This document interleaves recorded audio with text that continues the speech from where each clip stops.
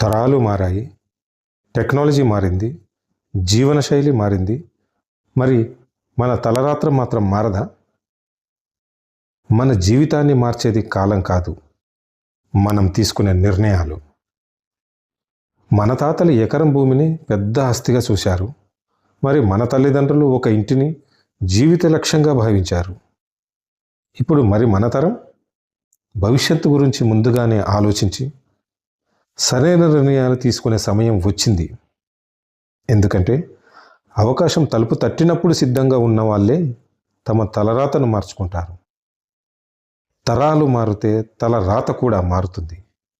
కానీ అందుకు కావలసింది అదృష్టం కాదు, ధైర్యం, విజన్, సరైన సమయంలో సరైన నిర్ణయం.